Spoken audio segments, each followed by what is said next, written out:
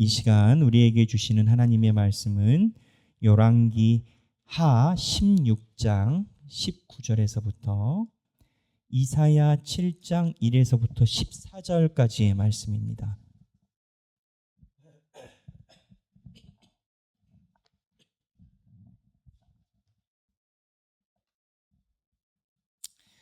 열왕기 하 16장 1에서부터 9절 그리고 이사야 7장 1에서부터 14절의 말씀입니다. 네, 히터는 꺼주셔도 될 것 같습니다. 네, 열왕기하 16장 1에서부터 9절 오늘 말씀을 봉독하기 전에 우리가 알아야 되는 내용이 있습니다. 열왕기하 16장 1에서부터 9절 내용이 어떠한 내용이냐? 이스라엘에 아하스라라는 왕이 있었습니다. 이 아하스 왕은 다윗의 계파입니다. 이스라엘이 북이스라엘과 남유다로 나눠져 있는 상태입니다. 북이스라엘과 남유다로 나눠진 상태에서 남쪽에 있는 아하스란 왕이 있었는데 북쪽 국제 정서가 변하면서 북쪽의 초강대국 아수르가 일어납니다. 이 아수르가 남쪽을 계속 침략해서 내려오려고 하니까 북쪽에 위치해 있는 북이스라엘과 아람이라는 나라가 연합을 해서 아수르를 막으려고 합니다. 그때 남쪽에 있는 이 아하스라라는 왕 보고 동맹을 요구를 합니다. 근데 이 아하스 왕이 동맹을 안 해요. 안 하니까 이 두 왕이 북쪽의 아수르를 막기 전에 이쪽 먼저 처리를 하려고 쳐들어옵니다. 그래서 한번 쳐들어와서 대승을 거두고 돌아가는데 이 아하스 왕이 있는 예루살렘을 점령하지는 못합니다. 그리고 나서 두 번째 있었던 사건에 이 아하스 왕이 이 사건에 대비하기 위해서 성전에 있는 고가품들을 다 꺼내서 오히려 북쪽에 있는 아수르에게 뇌물을 바쳐가지고 군대를 불러옵니다. 이 사건으로 북과 아람이 멸망을 하게 되고 하나님은 이 상황에서 아하스 왕을 야단을 치십니다. 그리고 나중에 이 남유다도 북쪽에 의해서 봉신국가가 됩니다. 이거를 이렇게 얘기 드리니까 헷갈리죠. 지도 한번 펼쳐보겠습니다. 자, 나왔습니다. 하기레봉. 네, 하기레봉인데 오랜만에 나왔죠. 이게 그때 고대 근동의 지도입니다. 자, 여기 보면 여기가 유다예요. 조그맣죠. 유다는 두 개의 지파만 연합해서 있습니다. 베냐민 지파하고 유다 지파만 있어요. 그 북쪽에 나머지 10개가 있는데 이게 북이스라엘이고 남유다입니다. 그리고 제가 얘기를 했던 아람이란 나라가 여기 있습니다. 이 아람이란 나라랑 이스라엘이 연합해서 어디를 견제하려고 했냐면 여기 크게 일어나는 아시리아라는 나라를 견제를 하려고 합니다. 왜냐하면 이 아시리아는 결국 여기를 다 점령을 하고 애굽을 치려는 목적을 가지고 있어요. 이쪽 유브라데스 강 동부에 있는 이쪽이 고대에는 핵심 지역인데 여기에서 일어난 민족들은 다 이쪽으로 진출을 하려고 합니다. 나중에 바벨론도 똑같이 진출을 하고 나중에는 우리가 알고 있는 알렉산더 대왕은 오히려 거꾸로 이쪽에서 이쪽으로 해서 이쪽을 다 점령을 하죠. 여기가 이제 핫한 포인트예요. 근데 여기서 이쪽으로 진출하려는 이유가 만약에 아수르가 사실은 이때 실제적으로 바벨론을 어느 정도 속국으로 통치하고 있었습니다. 만약에 이쪽으로 가게 되면 동페르시아만과 지중해를 연결을 시킬 수 있는 건 거예요. 대제국을 만들 수가 있는 거예요. 그러니까 서진 정책으로 내려올 때 이 이스라엘과 아람이 이거를 경계를 하고 얘네 둘이 연합을 해서 이쪽을 막으려고 할 때 이 아하스 보고 연합하자 했는데 아하스가 안 해버려요. 그랬더니 이 이스라엘과 아람이 자, 그 다음 지도 남쪽에다가 유다를 두니까 불안하지 않습니까? 올라갔을 때 유다가 치고 올라올 수 있으니까. 그러니까 이 두 나라 왕이 연합해서 예루살렘을 치러 내려옵니다. 이거를 간단한 그림으로 보면 그 다음 북쪽에 아수르가 있고 아람왕 르신이 이름입니다. 아람왕 르신이 있고 그 다음에 북이스라엘의 베가 왕이라고 있습니다. 이 왕이 연합해서 아하스가 있는 이스라엘을 지금 치러 내려오는 상황입니다. 국제적인 실제적인 외교와 정치적인 상황인 거죠.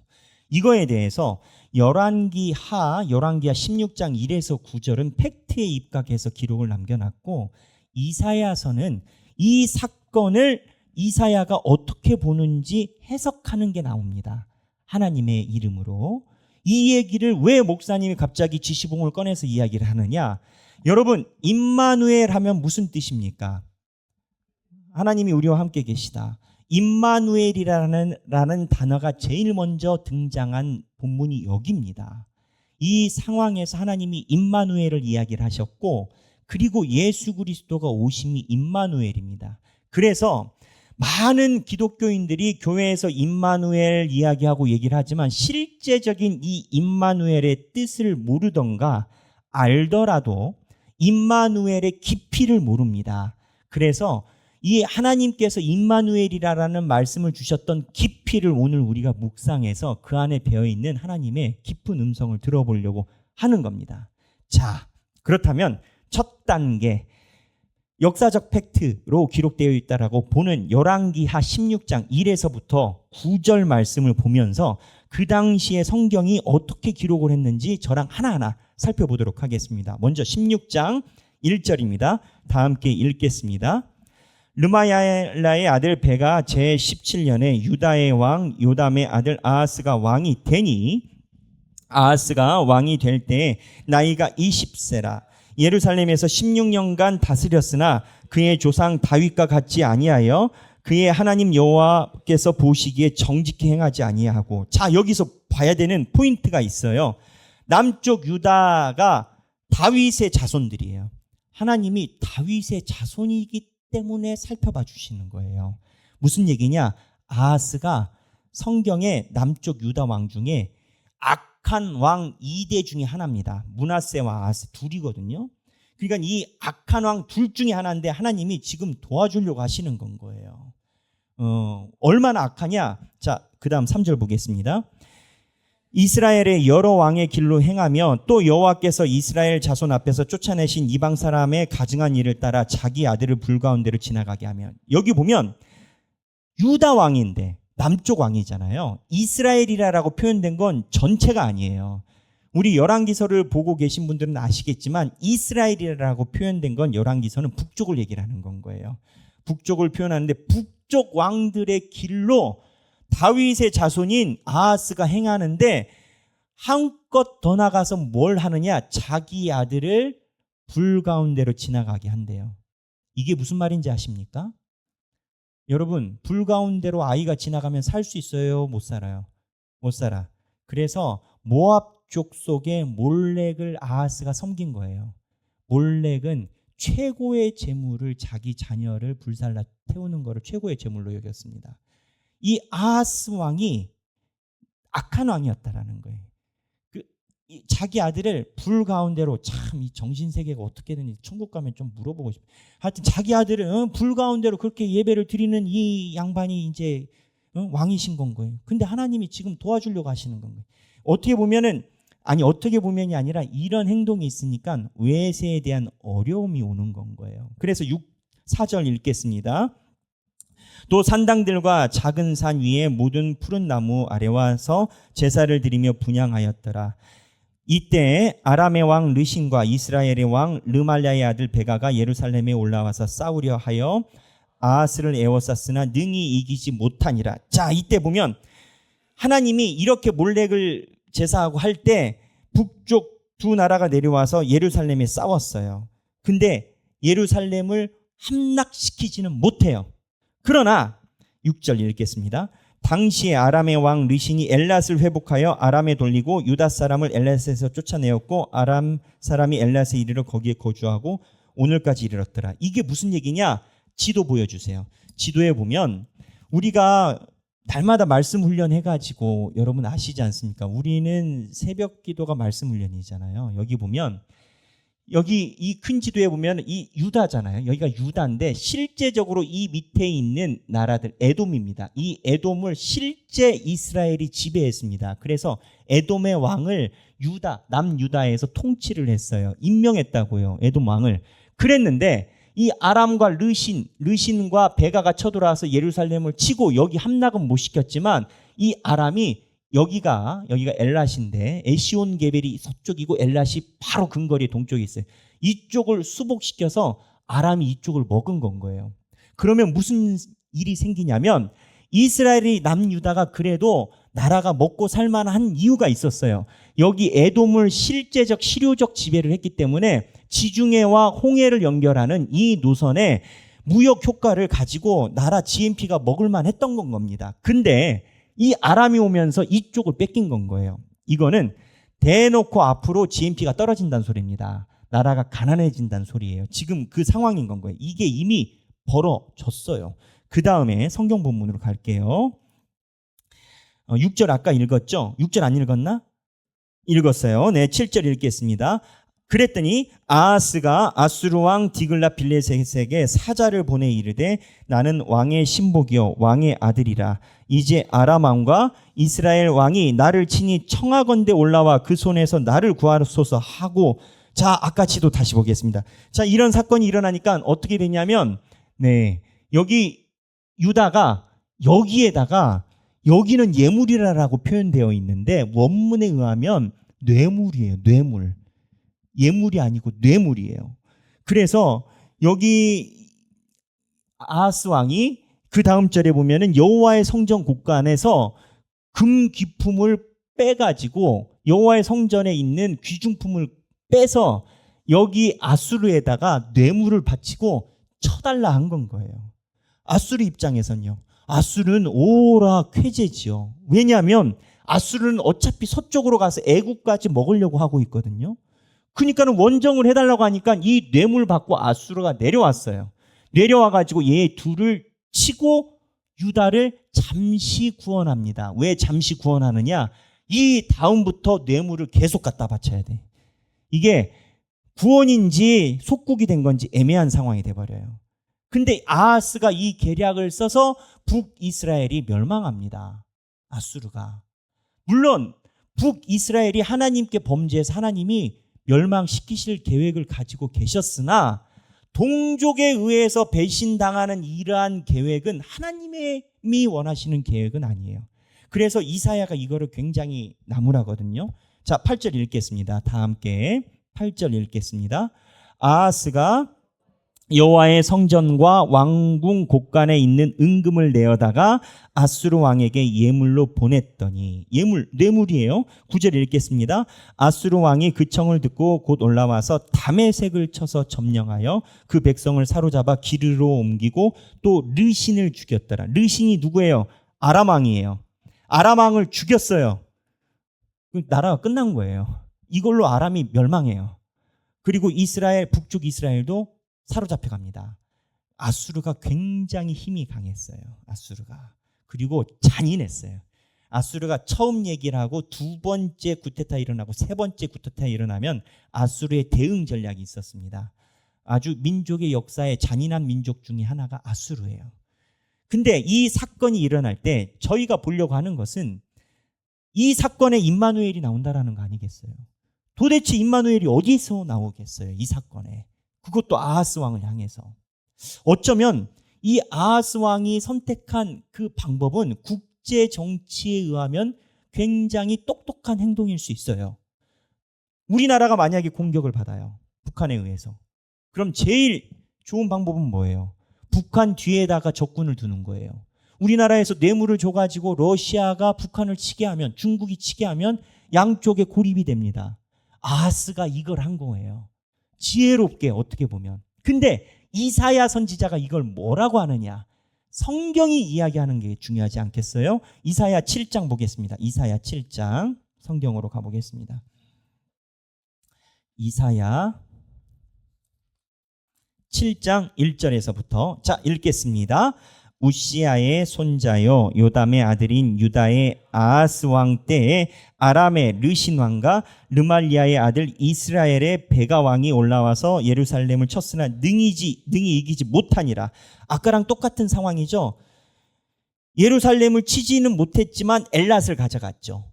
처음에 침략했을 땐 건 거예요. 그때인 거예요. 그때 2절입니다. 어떤 사람이 다윗의 집에 알려 이르되 아람이 에브라임과 동맹하였다 하였으므로 왕의 마음과 그의 백성 마음이 숲이 바람의 흔들림 같이 흔들렸더라. 자, 여기 보면은 뭐냐면 아람은 아까 르신 이야기를 하고 성경에서 에브라임이라고 이야기를 하면 북쪽을 이야기를 합니다. 왜? 나라를 쪼갰을 때 르호보암과 여로보암이 북과 남으로 쪼개졌는데 북쪽에 있는 여로보암은 에브라임 지파예요. 그래서 성경에서 에브라임이라고 얘기를 하면 쪼개진 북쪽을 이야기를 합니다. 그러니까 무슨 얘기냐? 어떠한 사람이 와가지고 아하스에게 알려준 거예요. 다윗의 집이. 우리를 지난번에 쳤던 에브라임과 그러니까 북쪽하고 아람이 동맹했다. 그리고 그 다음이 있을 것이다라는 얘기를 한 건 거예요. 그러니까 왕과 그의 백성이 숲이 바람에 흔들림같이 흔들렸더라라는 거예요. 성경적 표현이 문학적이지만 우리로 현실적으로 얘기를 하면 그 국민과 그 대통령의 마음이 민심이 흉흉해가지고 나라 망하는 거 아니냐, 우리 끝난 거 아니냐, 이미 한번 전쟁을 경험했으니까 다시 전열해서 온다. 이게 흔들린다라는 거예요. 그때 하나님이 이사야에게 얘기를 하십니다. 3절입니다. 그때 여호와께서 이사야에게 이르시되 너와 내 아들 수알야습은 윗못 수도 끝 세탁자의 밭 큰 길에 나가서 아하스를 만나. 그때 하나님이 이사야에게 얘기를 해요. 너 윗못 수도 끝자락에 가라라는 거예요. 예루살렘이요. 우리 말씀 훈련하면서 그 지형을 봤지만 이 예루살렘이 원래 맹지였어요. 다윗이 점령할 때까지는 이스라엘이 점령 안 했어요. 왜냐하면 여기 쓸데없는 땅이거든요. 왜 쓸데없냐? 삼면이 산이에요. 그래서 예루살렘은 치고 들어가기 힘들어요. 근데 단점이 뭐냐? 수비하는 공성전을 할 때 산지다 보니까 물이 없어요. 식량이 떨어지기 전에 물이 먼저 떨어져. 그러니까 이 상황은 뭐냐면 아하스가 상수도원을 점검하려고 수도 끝자락에 나간 건 거예요. 그걸 하나님이 아신 건 거예요. 그때 이사야 보고 가서 만나라라고 한 건 거예요. 이사야 보고 정문 열고 들어가서 왕 만나라라고 하면 얼마나 힘들겠어요. 앞에서부터 보초부터 해가지고. 근데 하나님이 아하스가 움직여서 길거리에서 바로 만날 수 있는 타이밍에 무슨 얘기냐? 하나님이 계획했다라는 거예요. 이사야를 만나게 하시려고 아하스를. 그래서 이사야를 보내서 만나게 하셨어요. 그 다음에 4절. 그래서 이사야가 4절에 다 함께 읽겠습니다. 그에게 이르기를 너는 삼가며 조용하라. 르신과 아람과 르말리아의 아들이 심히 노할지라도 이들은 연기 나는 두 부직갱이의 그루터기에 불과하니 두려워하지 말며 낙심하지 말라. 아하스 왕에게 이사야가 얘기를 하는 건 거예요. 두려워하지 말라라고요. 왜요? 저는 아하스 왕 보면은 하나님께 이렇게 은혜 받는 게 이해가 안 돼요. 나중에 보면요, 아하스 왕이요, 하나님의 예배를 다 손댑니다. 예배를 손댄다고요. 그래서 하나님께 드리는 예배를 저 아수르 왕에 있는 저 아수르 신에 숭배하는 방식으로 예배를 바꿔요. 그러니까 아하스 왕이 하나님께 나중에 악한 왕으로 징계가 끝나거든요. 지금은 그거 하기 전이긴 하지만, 근데 하나님이 아하스 왕을 불쌍히 여기시는 거예요. 왜? 다윗 때문에. 다윗과 언약한 너의 자녀를 내가 등불을 끄지 않는다고 약속을 하셔서. 이 등불을 언제까지 안 끄세요? 예수 그리스도 올 때까지. 여러분, 우리는 그거를 알아야 돼요. 우리가 하나님께 수혜를 입고 하나님을 믿을 수 있는 것은 하나님이 우리를 예수를 믿어 다윗 지파로 보기 때문에 우리 등불을 안 끌려고 하시는 거예요. 그래서 하나님이 우리가 잘하든 못하든, 아니 오히려 우리가 범죄한 상황에서도 하나님은 하나님이 때리신 징벌 안에 하나님이 돌보심이 같이 있는 건 거예요. 지금 이 상황이 그래요. 그래서 하나님이 뭐라고 얘기를 하냐면 두려워하지 말고 낙심하지 말라라고 얘기를 해요. 근데 여기 희한한 게 있습니다. 하나님이 아하스에게 얘기를 하는 게 있습니다. 이 강조점의 결론이 나중에 나와요. 뭐냐? 말하기를, 그에게 이르기를 너는 삼가며 조용하라 라고 얘기를 하세요. 무슨 얘기냐? 하나님이 아하스 보고 내가 너를 구원할 거니까 너는 걱정하고 두려워하는 말에 입을 다물라 라는 얘기. 하나님이 내가 너와 함께 하니까 입을 다물라 라는 얘기를 여기 사세요. 그 다음에 강조점이 또 나와요. 그 다음에 5절 보겠어요. 하나님이 얘기하시는 두려워하지 말라고 하는 이유 다 함께 읽겠습니다. 아람과 에브라임과 르말리아의 아들이 악한 꾀로 너를 대적하여 이르기를 6절 우리가 올라가 유다를 쳐서 쓰러뜨리고 우리를 위하여 그것을 무너뜨리고 다부엘의 아들을 그 중에 세워 왕으로 삼자 하였으나 정보가 다 나온 거예요. 북쪽 이스라엘 왕들은 북이스라엘 왕과 아람의 목적은 남쪽에 있는 유다를 다시 쳐들어가서 이 나라를 속국으로 만드는 게 아니라 정권 교체예요. 아하스가 말을 안 들으니까 이미 자기네들이 선정한 사람이 있어. 다부엘의 아들이야. 이 다부엘의 아들로 하여금 아하스를 바꾸려고 하는 건 거예요. 국제정서 지금이랑 비슷하죠. 우리나라도 미국이 이슬람권이나 심각하게 문제된 곳 가면 가가지고 쳐서 수장을 바꿔요. 그리고 빠져. 그 역사가 현대사에 많이 있어요. 강대국에 가서 치고 수장만 바꾸고 그 세력을 세우고 빠지고 관계 가져가고 이거를 하려는 건 거예요. 이거를 이미 유다 사람들이 다 아는 거예요. 근데 하나님이 여기서 개입한 이유가 나와요. 하나님은 다윗의 자손의 족보를 하나님이 보존하세요. 남쪽 유다는 구테타로 인해 가지고 족보가 바뀐 적이 없어요. 베가하고 르신이 실수한 것 중에 하나가 하나님의 계보를 건드리려고 했기 때문에 하나님이 개입한 거예요. 무슨 얘기냐? 우리에게 희망이기도 하고 우리에게 두려움이기도 한 거예요. 우리는 하나님께서 보여주신 믿음의 라인이 있기 때문에 우리가 엄습함을 당하지 않아. 근데 거꾸로 우리가 무언가를 펼칠 때 하나님의 약속의 계보가 있는지 없는지 보고 들어가야 돼요, 여러분. 하나님의 약속의 언약의 흐름이 있으면 아무리 보잘것이 없는 상황이어도 엎어지지 않아요. 그러니까 거꾸로 나도 보호를 받지만 하나님의 언약이 흐르는지 안 흐르는지를 보는 지혜가 필요해. 그래서 이 얘기를 했는데 자, 7절 읽겠습니다. 주 여호와의 말씀이 그 일은 서지 못하며 이루어지지 못하리라. 이사야를 통해서 하신 얘기가 그 계획은 절대 이루어지지 않을 거다. 다부엘을 통해서 왕권을 교체하고 너를 내리는 일은 없을 거다라고 하나님 얘기를 해요. 근데 이 아하스 입장에선 이미 한 번 침략을 당했잖아요. 이 말이 들어올까요? 눈에 안 들어왔을 거예요. 8절을 읽겠습니다. 하나님이 이어서 얘기를 해요.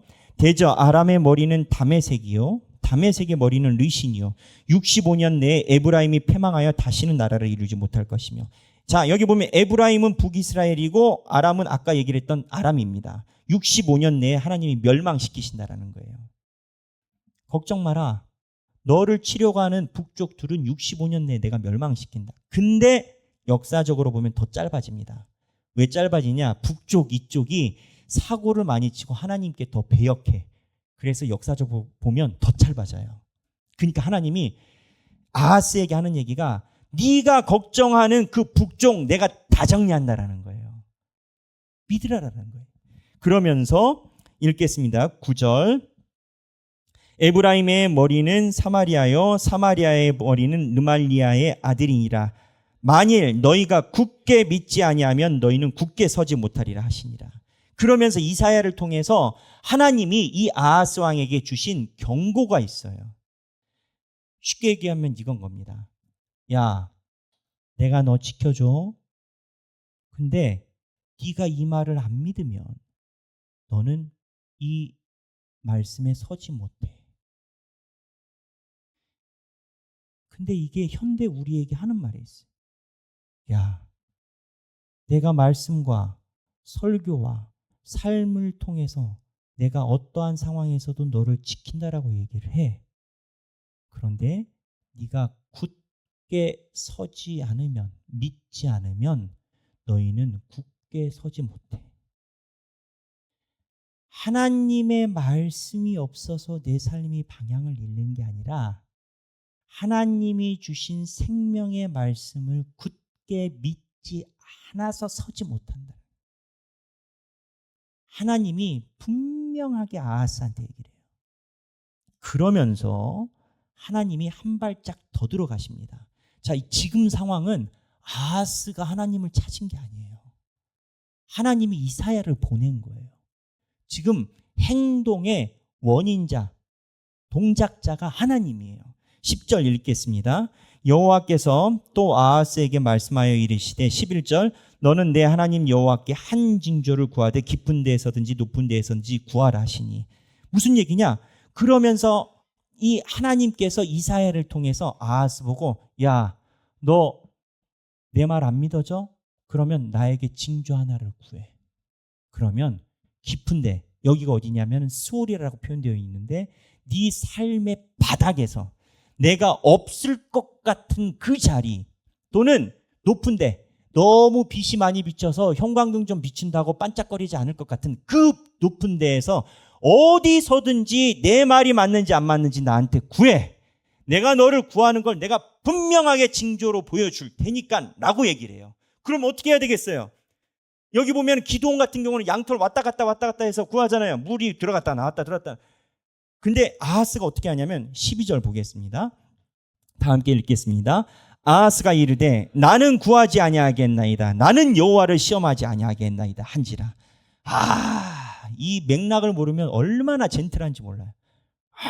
나는 그 정도 신앙 아닙니다, 주여. 내가 그런 초신자 같은 줄 아세요. 근데 아하스는 이 얘기를 하고 어떻게 하냐면 하나님 안 믿어. 하나님 안 믿고 아수르에다가 하나님 성전에 있는 은금을 빼다가, 우리로 따지면 방송 장비 되겠죠. 예물 장비. 여러분 요즘 은금 성전에 있는 성물이 뭐예요? 성물이 다 예배드리는 장비예요. 우리 하길교회 보세요. 장비 하나부터 10까지. 다 우리는 최선을 다해서 하나님께 예배드리는, 지금으로 따지면 이런 거 다 빼는 건 거예요. 중고로 당근에다 파는 거야. 파가지고 그 돈 해가지고 아수르에다가 보내는 건 거야. 누가? 아하스가 하나님이 징조를 구하라는데 내가 신앙인인데 징조를 그럼 믿어야지. 그래서 그대로부터 모든 교부들이 이 문구를 어떻게 해석하냐면, 잘 들어보세요. 경건한 척하지만 믿지 않고 현실을 의지하는 가면적인 신앙이다.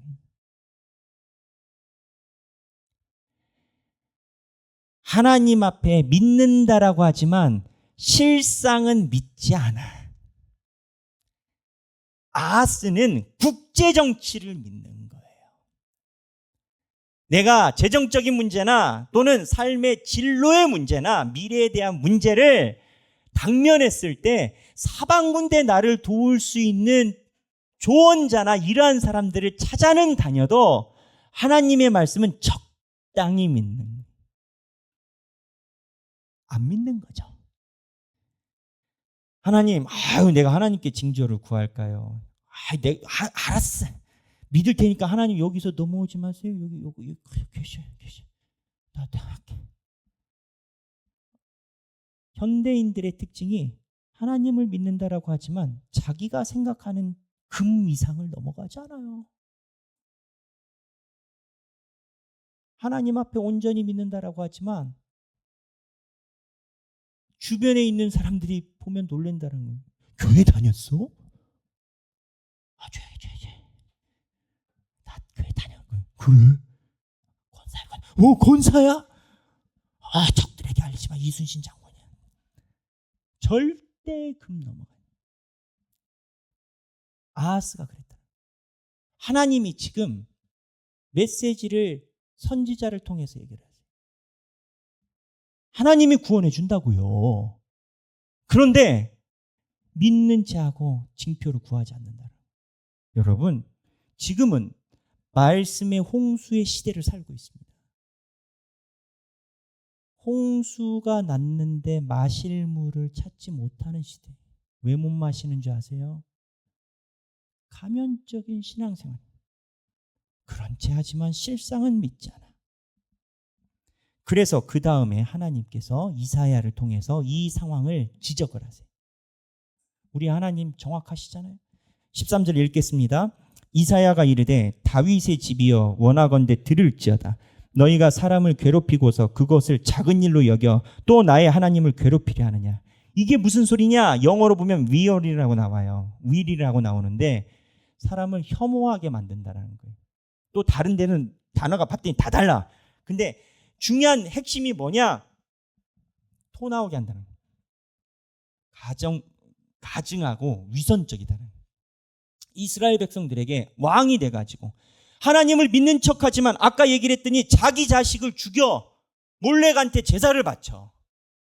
하나님을, 여러분 우리 알아야 돼요. 이스라엘 왕 중에 하나님 안 믿은 사람 없어요. 근데 두 달이어서 문제지. 아마 여러분들보다 성경 많이 알걸요? 왕자로서 자라면서 성경 지식을 알아야 되니까 지식을 알미 하나님에 대한 믿음이라고 착각하면 안 돼요. 마음을 여느냐 안 여느냐가 하나님께 의지하느냐 안 하느냐예요. 그런데 이렇게 위선적인 모습이 사람들에게 괴로움이 된다라는 거예요. 여러분, 제가 목회를 하다 보니까요, 짧은 목회의 인생이고 젊지만 제일 힘든 사람은 자기가 안 믿으면서 믿는 척하는 사람이 제일 힘듭니다. 자기가 잘못한 것에 대해서 회개가 없는데 회개하는 척하는 사람이 힘들어요. 차라리 그냥 얼굴 표면상 아니다라고 얘기를 하면 거기서부터 얘기를 시작하면 되고 거기서부터 회개를 하면 돼. 근데 아닌 척한 사람이 제일 힘들어요. 하나님이 이거를 지적하는 거예요. 네가 그런 모습이 나도 괴롭고 너의 백성도 괴롭다라는 거예요. 근데 이 원인이 뭐냐? 하나님의 정확한 지적이 있어요. 이게 아주 너무 중요해요. 이 원인, 아닌 척하는 일의 근원이 뭐냐? 자, 본문을 보면 이사야가 다윗 이르되 다윗의 집이여 원하건대 들을지어다. 13절. 너희가 사람을 괴롭히고서 그것을 뭘로 여긴다? 작은 일. 신앙인이면서 신앙인이 아닌 척하고 안 믿으면서 믿는 척하는 것을 작은 일로 여긴다라는 거예요. 살다 보면 그럴 수 있지. 살다 보면 그럴 수 있지. 안 믿으면서 믿는 모습을 작은 일로 여긴다. 지금 하나님이 이사야를 통해서 신랄하게 아하스를 해부하고 계신 겁니다. 왜? 너 회개하라고. 그러면서 하나님이 징표를 안 구했어요. 아하스는 오히려 경건한 위선주의자처럼 하나님께 징표를 구하지 아니하리라 이랬단 말이에요. 그랬더니 하나님이 급하셔. 14절 읽겠습니다. 그러므로 주께서 친히 징조를 너희에게 주실 것이라. 보라, 처녀가 잉태하여 아들을 낳을 것이요 그의 이름을 임마누엘이라 하리라. 이 임마누엘의 뜻이 뭐냐? 예수님이 오셨을 때 신약 성경 마태복음 1장 23절에 보면 똑같은 본문인데 마태복음 1장 23절에 보라, 처녀가 잉태하여 아들을 낳을 것이요 그의 이름을 임마누엘이라 하리라 하셨으니 이를 번역한 즉 뜻을 얘기를 해요. 하나님이 우리와 함께 계시다라는 거예요. 무슨 얘기냐? 임마누엘이 임하게 된 배경은 우리가 하나님 외에 의지하는 것이 다른 많은 상황에서 하나님이 나 의지하라라는 거예요. 목사님, 미래에 대해서 어떻게 해야 될지 모르겠습니다. 청년들 만나면 대부분 하는 목사님, 저는 어떻게 살아야 될까요? 하나님 의지하고 기도해보자. 알겠습니다. 하고 다음 주까지 기도 한 번도 안 해. 그리고 취업은 막 이력서 여러 개 보내. 취업서 보낼 때도 한 번. 그리고 나서 또 와서 목사님, 하나님께서 말씀하지 않습니까? 그래, 그러면은 날마다 말씀 보고 기도해보고 함께 보자. 알겠습니다. 그 다음 주까지 성경 한 번을 안 열어봐. 그리고 일이 안 풀면 하나님이 나를 버리신 것 같아. 그래, 마음이 아프다. 이번에는 우리 같이 금식 기도를 해볼까? 살이 쪄서 와. 무슨 얘기냐? 실제로 청년 사역하면 많이 경험하는 일이에요. 제가 서울에서 사역할 때 청년 애들이 500명이었거든요. 별 얘기가 많이 있어요. 별 얘기가 많이.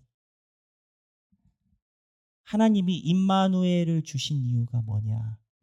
우리가 하나님을 안 믿어서인 거예요. 그래서 하나님이 전적으로 나를 믿으라라는 메시지를 아하스가 달라고도 안 하는데 하나님이 아하스를 알아. 얘는 달라고 할 애도 아니야.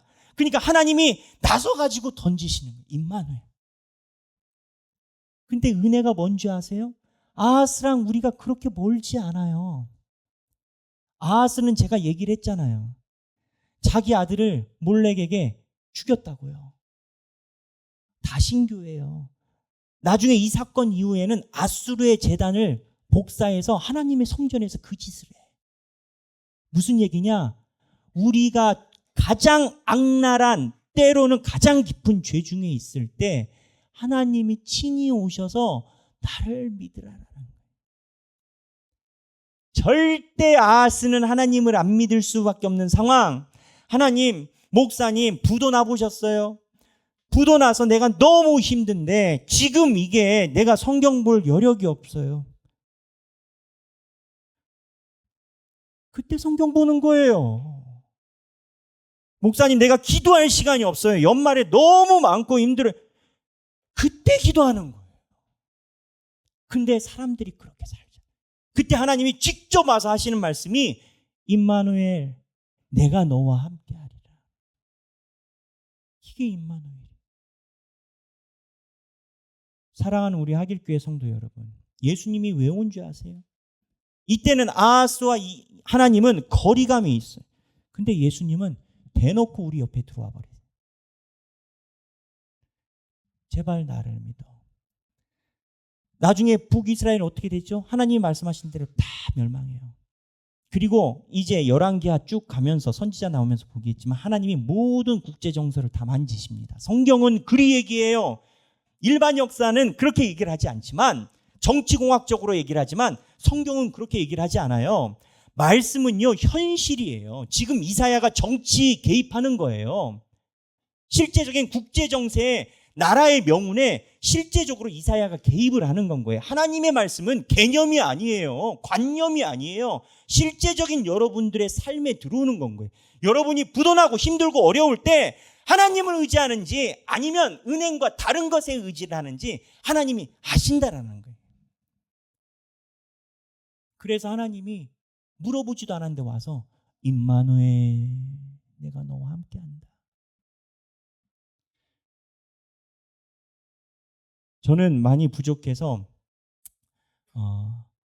지금까지 오면서 그렇게 매끄럽게 해오지 못했던 부분도 있었던 것 같아요.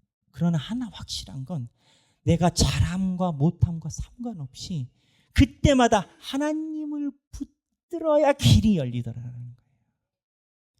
믿음은 바라는 것들의 실상이요, 보이지 않는 것들의 증거라고 얘기했어요. 아하스가 지금 이 이야기를 하나님께 들었을 때 자기가 북쪽의 두 나라에 의해서 한 번 침범당했고 엘랏도 뺏겼고 지금 수도, 상수도원 점검하고 공성전 준비하고 있는데 하나님의 말씀이 들어왔겠어요? 우리가 아하스라면 그 얘기 들어왔겠어요? 목사님이 이야기한다라고 믿었겠어요? 근데 성경은 얘기를 한다라는 거예요. 이사야가 얘기를 하면 믿으라라는 거예요. 하나님이 너희와 함께 하신다. 이게 하나님의 길이요, 신앙인의 길입니다. 사랑하는 우리 하길교회 성도 여러분, 우리도 분명히 인생에 살면서 건너가야 될 강들이 많이 있을 겁니다. 그리고 그 강들을 우리가 부인할 수가 없습니다. 그 강들을 만날 때 임마누엘의 하나님을 의지하고 하나님이 우리와 함께 하신다는 임마누엘에 근거하여 삶의 길을 내시는 여러분들이 되시길 주님의 이름으로 축원합니다. 오늘 여러분들과 함께 찬양하고 싶은 찬양이 있습니다. 보라 너희는 두려워 말고라는 찬양입니다. 이 찬양 또한 모세가 홍해 앞에서 당면했었던 그 성경의 이야기를, 성경에 있는 문구를 그대로 가져다가 만든 찬양이에요. 보라 너희는 두려워하지 말고. 우리가 믿는 하나님은 홍해를 가르셨고 죽은 자를 살리시고 하늘에서 불을 내리시고 해를 뒤로 10도를 넘어가게, 15도를 넘어가게 하시고 살아계신 하나님.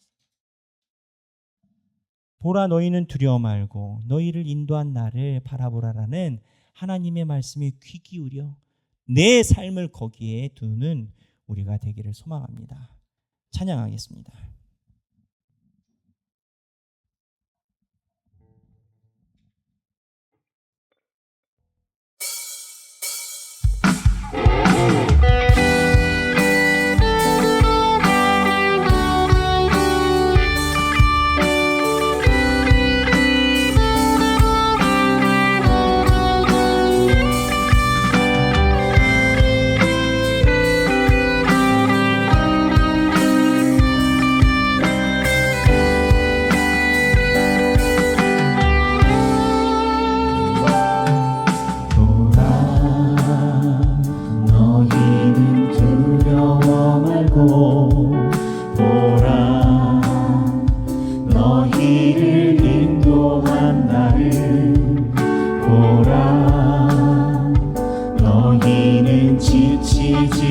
말고 보라 너희를 구원한 나를 너희를 치던 적은 어디 있느냐 너희를 억누르던 원수는 어디 있느냐 보라 하나님 구원을 보라 하나님 능력을 너희를 위해서 쌓으신 주의 손을 보라 보라 하나님 구원을 보라 하나님 능력을 너희를 위해서 쌓으시는 주의 손을 보라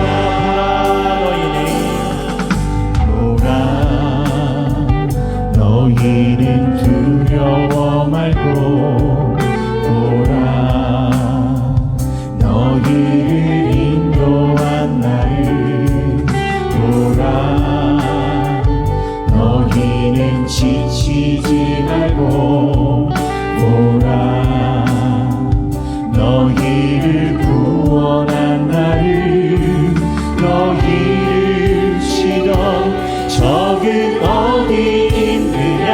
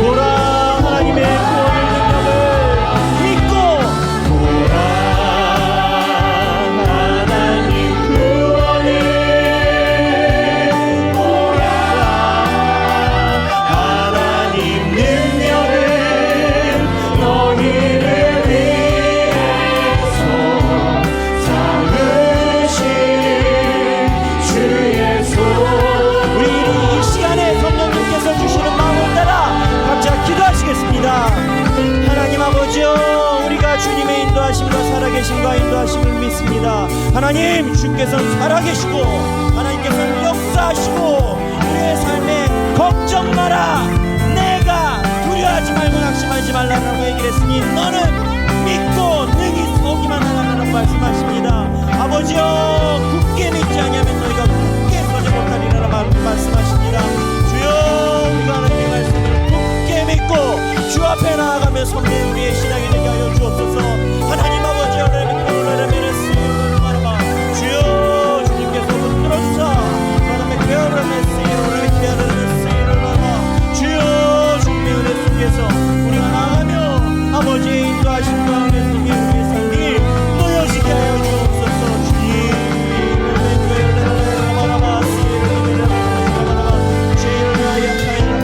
주님께서 역사하사 우리가 주 안에서 온전히 서게 하여 주시고, 아버지여, 주님께서 붙들어주시는 그 믿음 속에 우리의 삶이 임마누엘의 하나님을 경험하게 하여 주시옵소서. 주여,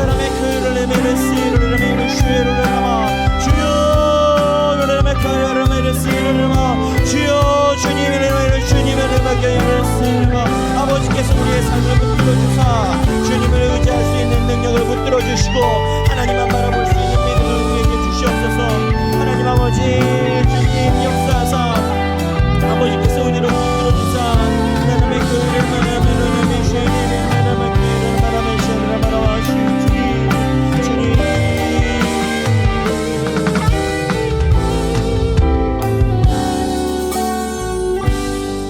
제가 기도하겠습니다. 하나님, 우리 성도들 중에는 아무도 모르지만 마음속에 주 앞에 눈물을 흘리며 기도하는 성도도 있고, 우리 성도들 중에는 사람들은 모르지만 생사와 여러 가지 문제를 놓고 주 앞에 눈물로 기도하는 성도도 있습니다. 하나님, 우리가 방책을 안 찾는 게 아니라 방책을 찾는다 하더라도 우리가 의지하는 신앙의 밑거름은 하나님을 믿는 데 있게 하여 주옵소서. 하나님, 생사화 복을 주관하시고 바다에 길을 내시고 하나님께서 뜻하시면 인간의 머리로는 상상도 할 수 없는 일을 하시는 전능한 하나님을 우리는 믿습니다. 하나님, 우리가 하나님께서 우리에게 들려주시는 음성과 말씀에 굳게 믿고 서게 하여 주옵소서. 하나님, 너희가 굳게 믿지 아니하면 너희는 굳게 서지 못하리라라고 말씀하셨는데, 하나님이 우리와 함께 계신다는 임마누엘 하나님을 우리가 굳게 믿게 하시고, 아무도 나를 돌아보지 않는 게 아니라 나보다도 더 열심히셔서 내 길을 내고 계신 하나님의 사랑과 하나님의 인도하심을 믿으며 살아가게 하여 주옵소서. 임마누엘의 하나님, 예수 그리스도의 임마누엘의 예수님이 오셨을 때 더욱더 주 안에 인생을 던지는 우리가 되기를 원합니다. 그 길에 사랑하는 우리 하길교회 성도들 모두 다 주님의 손 붙잡고 동행하게 인도하여 주옵소서. 이제는 우리 주 예수 그리스도의 은혜와 하나님 아버지의 극진하신 사랑과 성령님의 감동감화 교통하심이 세상에 우리가 살아간다 하지만 눈에 보이지 않는 하나님이 모든 것을 통치하시고 길을 내신다라는 믿음에서 한 발짝도 물러서기를 원치 않는 사랑하는 모든 주님의 백성들 머리 위에 지금으로부터 영원토록 함께 계시길 성부와 성자와 성령의 이름으로 간절히 축원하옵나이다. 아멘.